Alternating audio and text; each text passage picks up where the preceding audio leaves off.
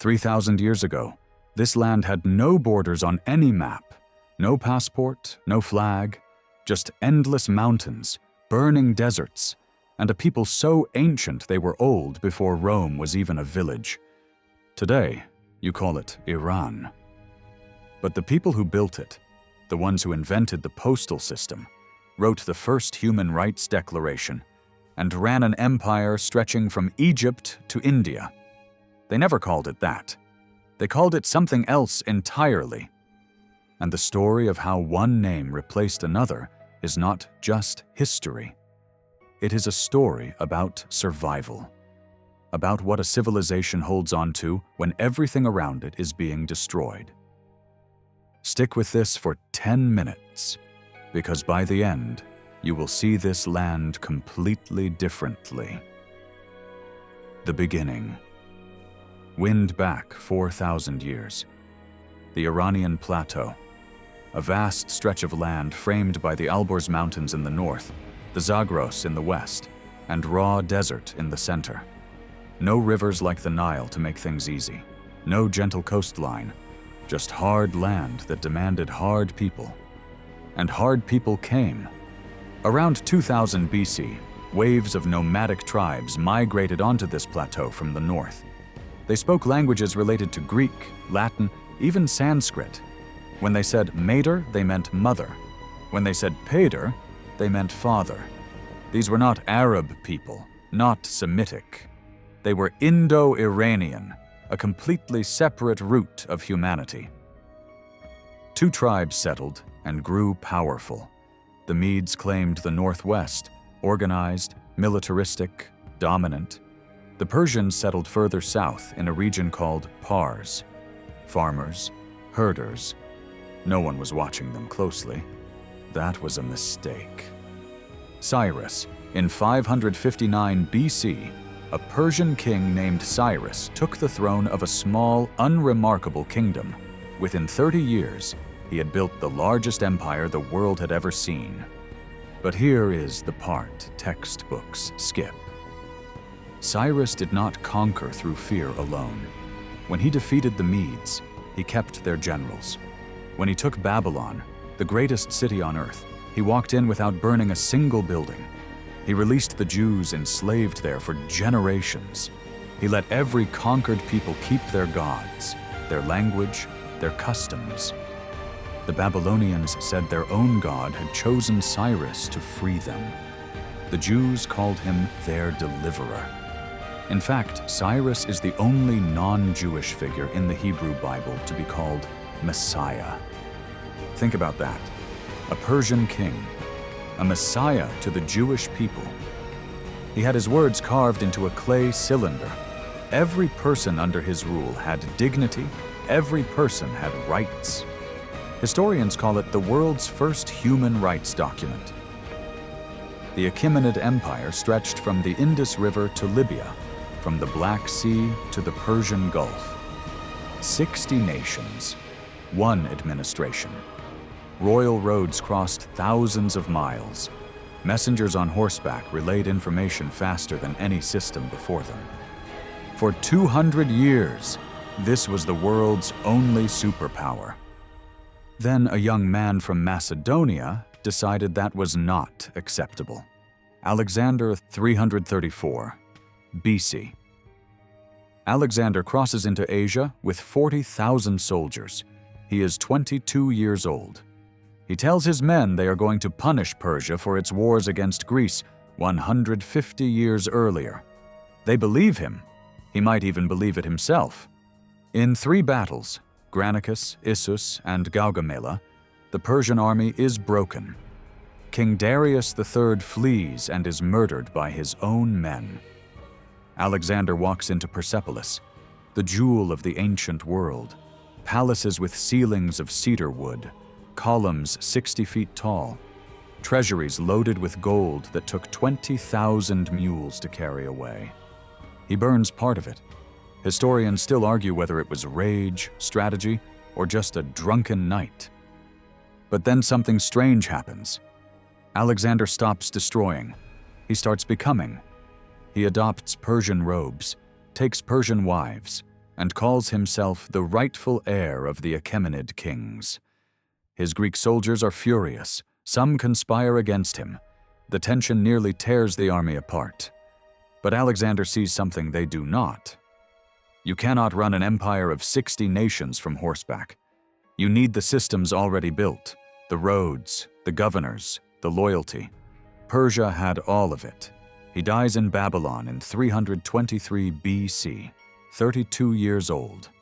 No named heir. His generals divide the empire, and the Persian heartland falls to a dynasty called the Seleucids. Greek rulers, Persian subjects. The culture lives. The flame stays lit. The Arab conquest. The Sassanid Empire picks up where the Achaemenids left off, rising around 224 AD, reviving Zoroastrianism, one of the world's first monotheistic faiths, built around fire, truth, and the struggle between light and darkness. For 4 centuries, Sassanid Persia is Rome's greatest rival. They fight over the same land again and again, draining each other slowly. Neither can finish the other. Then, in 636 AD, an army comes from neither Rome nor Greece. Arab warriors, electrified by a new faith called Islam, sweep into Mesopotamia. They defeat the Sassanid army at the Battle of Al-Qadisiyah. Within 20 years, the entire Persian Empire has fallen. The last Sassanid king runs. He is murdered by a miller in a village, alone, wearing rags. One of the oldest royal lineages in human history ended in a grain shed. Now something remarkable happens, and this is the part most people miss. Persia does not disappear. It absorbs. The Persians convert to Islam, yes. Arabic becomes the religious language. But Persian culture does not surrender. It transforms Islam from the inside. Persian scholars write the great philosophical texts. Persian architects build the greatest mosques. Persian poets become the voice of the entire Islamic world. Ferdowsi alone spent 30 years writing the Shahnameh, the Book of Kings, a 60,000-verse epic preserving pre-Islamic Persian history, written in pure Persian, deliberately avoiding Arabic words. A civilization quietly refusing to be erased. The Safavids and the Shia turn. In 1501, a 14-year-old boy named Ismail rode into Tabriz at the head of an army. He declared himself Shah of Iran and declared Shia Islam the official religion of the state. This is not a small decision. The Islamic world is overwhelmingly Sunni. Ismail draws a permanent line between his empire and every neighbor. The Ottoman Turks to the west, the Uzbeks to the east. His Safavid dynasty enforces it with force. Sunni scholars are expelled or killed, Shia scholars imported. Within a generation, a majority Sunni country becomes majority Shia. It still is today. Their capital, Isfahan, becomes one of the most beautiful cities on earth.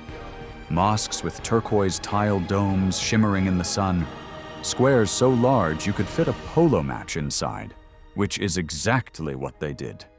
European travelers write home calling it half the world. Under the Safavids, the name Iran, from the ancient word Ariana, land of the Aryans, begins appearing in official use. To the outside world, it is still Persia, but inside, the people know what they call themselves. The Qajars, colonialism, and the breaking point. By the 1800s, the Qajar dynasty rules a weakened Iran. Britain wants a buffer to the east. Russia is expanding south. Both extract concessions like squeezing a fruit, oil rights, trade monopolies, territorial surrenders. A British company controls Iranian tobacco. Another will soon control Iranian oil. In 1906, something snaps. Merchants, clergymen, and intellectuals rise up and force the Qajar king to accept a constitution. Iran becomes one of the first countries in Asia with a constitutional government. Almost no one in the West notices.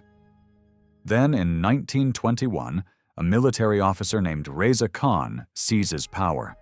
Not royal, not aristocratic, just practical, hard, and obsessed with one idea: modernizing Iran before it gets swallowed. He becomes Reza Shah Pahlavi. He builds roads, railways, universities. He forces men into Western dress, bans the veil in public, and drags a medieval structured country into the 20th century, sometimes whether it wants to go or not. And in 1935, he sends a letter to every foreign embassy in the world. Stop calling our country Persia. Its name is Iran. The name, the revolution, and now. Why does this matter? Because Persia was a Greek invention. It came from Pars, the southern province where the ancient kings first rose.